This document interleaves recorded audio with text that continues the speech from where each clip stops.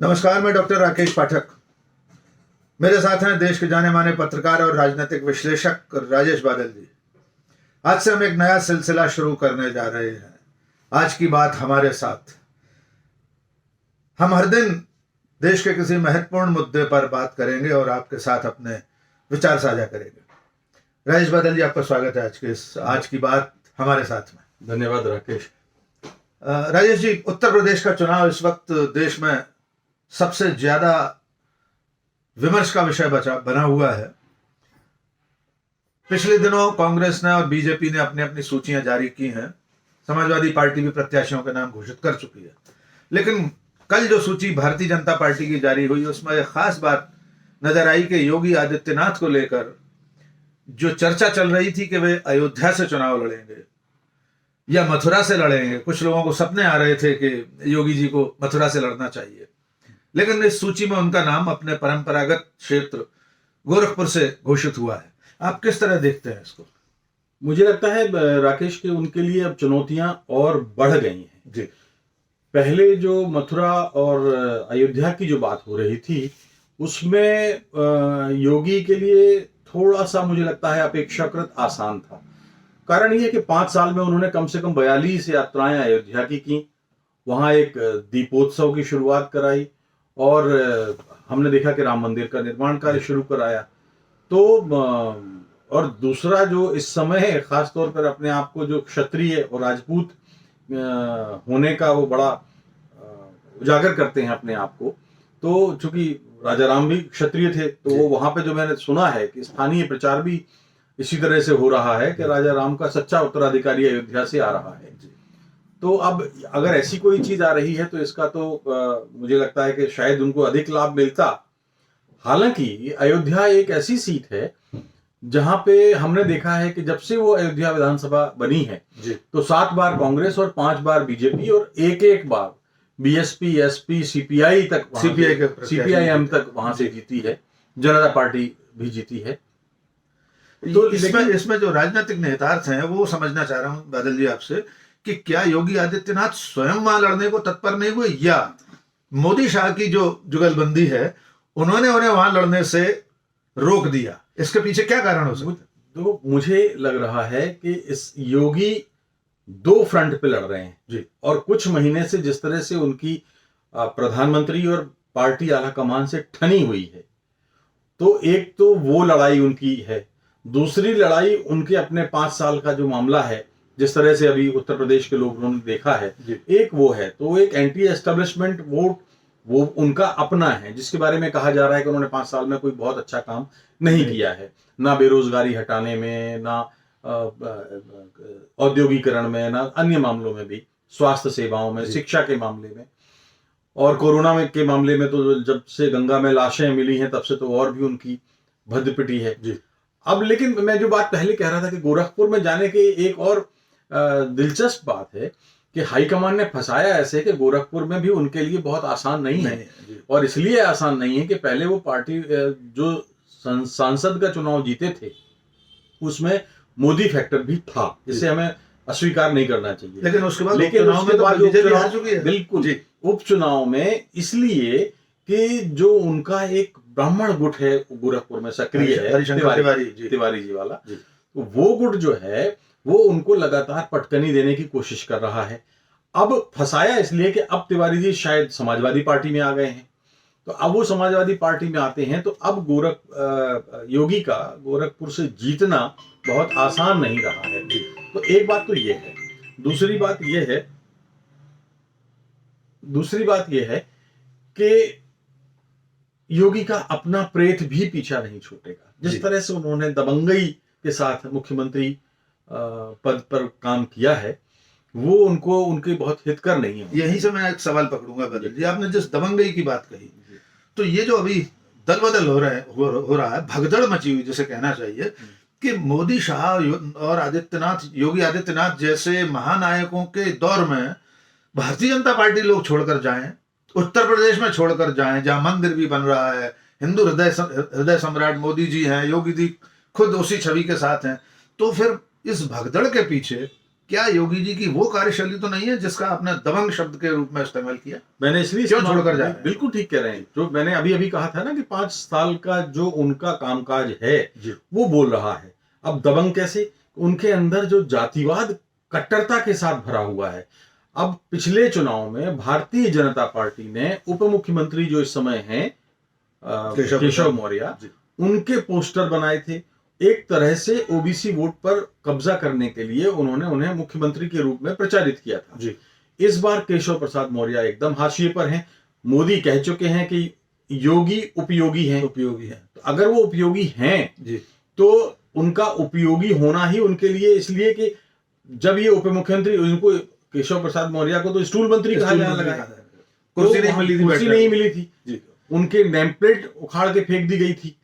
तो जिस तरह से पिछड़ी जातियों के साथ और ओबीसी के साथ योगी ने बुरा बर्ताव किया है, वो उनके सामने अब बड़ा चुनौती बन के खड़ा है और बहुत बड़ी चुनौती। अच्छा, योगी के साथ उनके सामने जो चुनौतियां उपस्थित हो रही हैं वो जनता में जितनी हैं, विधायक छोड़कर जा रहे हैं वो हम देख ही रहे हैं। एंटी इनकम्बेंसी भी मानी जा सकती है, कितनी कारगर होगी ये तो 10 मार्च को गिनती के दिन पता लगेगा। लेकिन क्या योगी की राह में रोड़े पार्टी के भीतर से भी नहीं कहीं डाले जा रहे हैं? Who is after Modi? Modi के बाद कौन में जो संघर्ष चल रहा है कि अमित शाह या योगी आदित्यनाथ, कहीं इसकी वजह से तो ऊपर से ऐसा नहीं हो रहा कि बीच में वो एक शर्मा जी भेजे गए, रिटायर्ड आईएएस, उनको लेकर बड़ी तनातनी चली। मोदी खेमा चाहता था कि उन्हें डिप्टी सीएम बना दिया जाए, योगी जी ने मंत्री भी नहीं बनाया उन्हें। बड़ी शतरंज जो है, बड़ी चालें बड़ी तेजी से चली जा रही है इस वक्त सियासी शतरंज पे। जी। अगर अरविंद शर्मा को वहां से एक भेजा गया, आपको याद होगा कि वो एक आईएएस हैं, जी। उनको एक मुख्यमंत्री के रूप में प्रचारित, बीच में एक दिन खबर ये उड़ी कि वो मुख्यमंत्री होंगे। अगले दिन कानपुर का एक आईपीएस आ गया और उसने रिजाइन कर दिया। फिर अगले दिन ये खबर चली कि हो सकता है कि मुख्यमंत्री के रूप में एक आईएएस नहीं एक आईपीएस चलेगा। तो एक तो बात यह है, लेकिन इसमें मुझे लगता है कि योगी की तुलना में भारतीय जनता पार्टी आला कमान अधिक उलझन में है और उसकी गति जो है सांप छछूंदर जैसी खेल के हो गई है कि ना वो उगलते बनता है ना निगलते बनता है। अगर वो भारतीय जनता पार्टी को जिताने के लिए काम करते हैं तो फिर उनको योगी को मुख्यमंत्री बनाना पड़ेगा, क्योंकि उनके नाम को सामने रखा गया है। और अगर नहीं जीतते हैं तो उत्तर प्रदेश एक ऐसा राज्य है जहां से प्रधानमंत्री आते हैं, जहां से राष्ट्रपति आते हैं, जहां से गृह राज्य मंत्री आते हैं, जहां से राजनाथ से रक्षा मंत्री आते हैं, जहां से और भी कई महत्वपूर्ण मंत्री आते हैं। तो उत्तर प्रदेश से अगर पटकनी मिली तो भारतीय जनता पार्टी के लिए, जिसको माना जा रहा है कि ये लोकसभा चुनाव का एक बड़ा पूर्वाभ्यास है, तो बीजेपी की इमेज बहुत खराब होगी। तो वो उलझ के रह गए हैं। तो अभी जो उत्तर प्रदेश में मुकाबला दिखाई दे रहा है, इस हिसाब से जिस तरह समाजवादी पार्टी लगातार दल बदल करके लोगों को ले रही है, और अब तो अखिलेश ने कह दिया है कि हाउसफुल का बोर्ड लगा दिया है कि अब अगर छोड़ के आएंगे भी तो हम नहीं लेंगे। देखिए, तो इससे किस रूप में ले रहे हैं आप? देखिए, मैं बताऊं, कुछ दिन पहले तक यकीनन अखिलेश यादव थोड़ा सा मुझे लग रहा है कि वो अच्छी स्थिति में थे। अब हमें ऐसा लगने लगा है कि उस अच्छे होने की स्थिति को वो समझ रहे हैं कि तश्तरी में उनको सत्ता मिल रही है यूपी की। ऐसा है नहीं। बिल्कुल ठीक। क्योंकि कांग्रेस ने और प्रियंका गांधी ने इस बार जो सेंध लगाई है वो वर्गों में लगाई है, वो जातियों में नहीं लगाई है। वर्गों से मेरा मतलब एक तो महिलाओं के बीच में लड़की हूं लड़ सकती हूं नारा चल गया है। दूसरा, लखीमपुर खीरी के बाद किसानों के साथ जो सामने आई है पार्टी, उस समय अखिलेश यादव तो आए नहीं थे सामने, तो कांग्रेस को उसका लाभ मिलेगा। दूसरी बात, अखिलेश के अंदर वो जो अहंकार दिख रहा है, 2 घटनाएं मैं आपको बताता हूं। जिस दिन चुनाव आयोग ने ऐलान किया कि 15 तारीख तक कोई वर्चुअल रैली नहीं होगी, कोई वर्चुअल एड्रेस है, इनफैक्ट वो वर्चुअल रैली शब्द ही गलत है। चुनाव आयोग ने भी गलत शब्द इस्तेमाल किया है। बिल्कुल ठीक, क्योंकि वर्चुअल रैली कैसे हो ही नहीं सकती है। अगर सुनने वाले भी कहीं इकट्ठे हो जाएंगे तो फिजिकल होंगे। बिल्कुल। और सुनने वाले कहीं इकट्ठे, मतलब रैली तो कर 5 लोगों से ज्यादा हो ही नहीं सकती। लेकिन अखिलेश ने अपने समाजवादी पार्टी के कार्यालय में हजारों लोगं को बुलाया, कोई सोशल डिस्टेंसिंग नहीं थी, कोई मास्क नहीं लगाए हुए था। अब खुदा ना खास्ता अगर इनमें से कोई लौट के आ गया और वो कोरोना पॉजिटिव हो गया, और भगवान ना करे ऐसा हो, अगर कोई मर गया, और अगर कोई मर गया तो ये सह अभियुक्त बन जाएंगे समाजवादी पार्टी और अखिलेश यादव। और सरकार तो तैयार बैठी है, चुनाव आयोग दूसरी तैयार बैठा है। उनका एक कल वीडियो आया है जिसमें उन्होंने कोई ब्राह्मण डॉक्टर को या जिला चिकित्सा अधिकारी हैं उनको वो डांट रहे हैं कि तुम बहुत छोटे अफसर हो, ये है और वो है, इस तरह की वो बात करते हुए नजर आ रहे हैं। तो अखिलेश यादव जिस तरह से व्यवहार कर रहे हैं उससे उन्होंने मुझे लगता है कि अब कल का जो बहुत ही आपत्तिजनक व्यवहार है और वो ब्राह्मणों को निश्चित रूप से खराब लगा होगा जी, जबकि ब्राह्मण इस वक्त योगी सरकार से और योगी से नाराज हैं, इसलिए इस तो मैंने समय कहा ये गलत चाल हो तो क्या जाएगी। कांग्रेस के पास परंपरागत जो वोट बैंक है कांग्रेस का मुस्लिम और ब्राह्मण, ये सवाल है कि क्या कांग्रेस के पास लौट सकते हैं, क्योंकि मायावती के पास तो नहीं जाएंगे। उत्तर प्रदेश की बात हो और प्रियंका गांधी की पहलकदमी पर बात ना हो तो बात अधूरी रह जाएगी।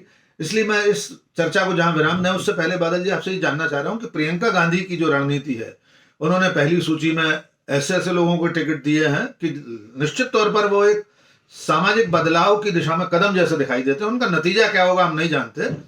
जैसे उन्नाव की रेप पीड़िता की जो माँ है उसको उन्होंने टिकट दिया है, और भी कई ऐसे पीड़ित शोषित लोगों को टिकट दिए हैं।